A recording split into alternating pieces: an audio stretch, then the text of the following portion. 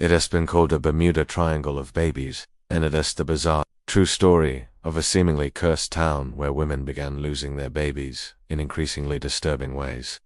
Welcome to our channel, it's me. The year was 2000 when residents of a small Brazilian town started to notice something strange was going on. The local hospital, the Maternidade Nossa Senhora das Dores, had been open for more than 30 years and had never before gone so long without delivering a baby. But for almost a decade now, the hospital wasn't seeing any pregnant women, not one single expectant mother in nearly 10 years. This was an institution that had once delivered 200 babies a month, but which had seen its purpose and existence rendered obsolete by a curse of unknown origin. Sometimes the women would feel the baby move, and then suddenly it would stop. Other times, they would start bleeding heavily and yet others would go into premature labor and deliver stillborn babies, or babies, who lived for only a matter of hours. Eventually, the team called upon some specialists from the University of Campinas, who conducted even more rigorous tests. Again, nothing could account for the strange behavior of the town. Older people claimed that it was futile and that the town was cursed.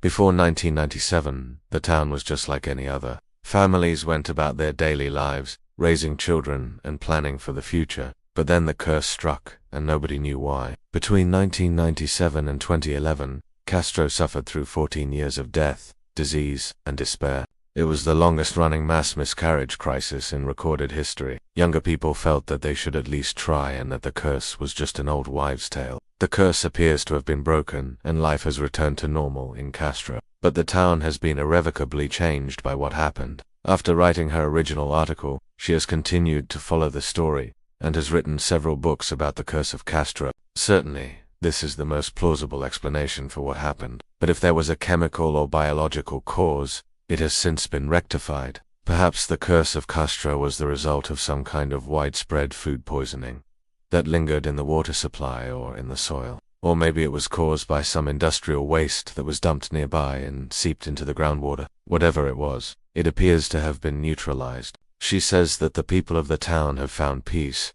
but she feels that the medical community still has questions to answer. Few people will ever speak of it openly, and fewer still want to talk to outsiders about the dark events of the past. There were two young sweethearts named João and Maria who were deeply in love. If you want to learn more about this strange and disturbing story, be sure to check out the links in the description below. Thank you for watching. Have you ever heard of anything like this happening before? Let us know in the comments, and remember to subscribe for more amazing videos. See you next time.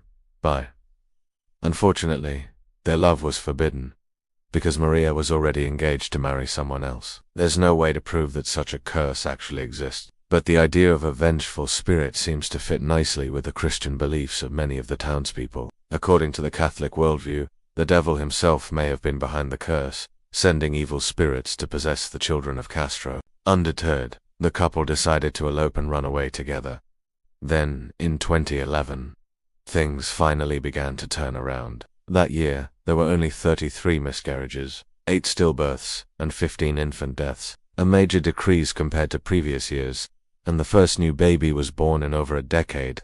Since then, the situation has completely reversed. But before they could leave, Maria's father caught them together and killed João in a fit of rage. However, fear and superstition were so deeply ingrained that women who did become pregnant were afraid to make their condition public. By the end of 2009, since 1998, there had been 445 known cases of miscarriage, 275 women who had given birth to children, and 166 babies who had died shortly after being born. And today we're answering the extraordinary question, what happened to all the babies in this town? As always, viewer discretion is advised. For them, each pregnancy represented a hard-fought victory, and each loss was devastating. Before doing so, however, she placed a curse on the town, dooming every child who would ever be born there. It is said that Maria jumped into a nearby lake and drowned, and her spirit has remained ever since, forever cursing the town. One woman, Maria de Lourdes, tried to get pregnant for 9 years without success. Finally,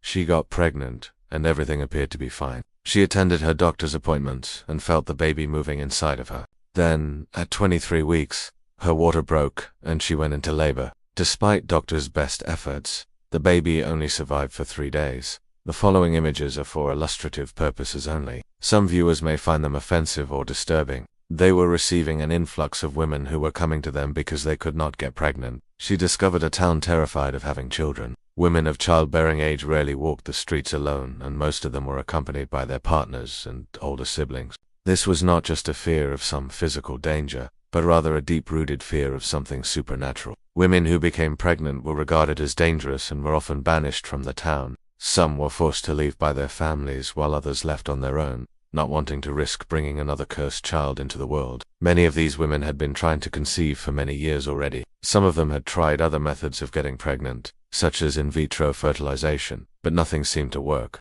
In fact, out of the 25,000 women of childbearing age in Castro, only 4 were actually able to have children. The town was Castro, a small community in Paraíba, Brazil, just outside the state capital. With a population of around 25,000 people, it was not at all an isolated place. Roads linked it with neighboring towns and cities, and it was well traveled. They ran test after test, trying to identify if there was something in the water or within the town itself that was stopping the women from getting pregnant. But despite dozens of tests and studies being conducted, nothing turned up. Doctors took samples of the soil, the air, and the water to determine whether there might be some kind of toxicity, killing off unborn children. Blood tests were taken from women living in the town to see if there was some kind of pathogen attacking their reproductive systems. Nothing could explain what was happening in Castro. Nevertheless, by 2009, the town had been without a baby for 12 years, and the local hospital had become a virtual ghost town. Medical staff soon noticed that something quite extraordinary was happening here. Medical experts were perplexed. Adding to the mystery, whenever the women did get pregnant, the pregnancy never made it to full term. The babies would simply vanish. This is particularly tragic when you consider that most of these women had been trying to get pregnant for years and years. The medical team, led by Dr. Ovino de Oliveira, couldn't explain what was happening. The examinations and tests they performed were In 2011, journalist Marcia Montenegro of the Brazilian newspaper O Dia visited Castro to research the story. There were conflicting opinions as to whether women should try to get pregnant. Castro had not always been like this, but according to legend, it all began with a pair of lovers. Maria was inconsolable and vowed to take her own life. Now, of course, this is just a local legend. Whatever the truth, the curse continued for 14 years, bringing nothing but death and misery to the town. Today, the hospital's once again delivering babies at the rate of around 200 per month. However, there is one person who still wants to bring attention to the plight of Castro. Journalist Marcia Montenegro. Even though doctors were never able to pinpoint the cause of the mysterious curse, it seems likely that there was an environmental factor at play. Still, the curse remains a mystery and will likely continue to fascinate people for years to come.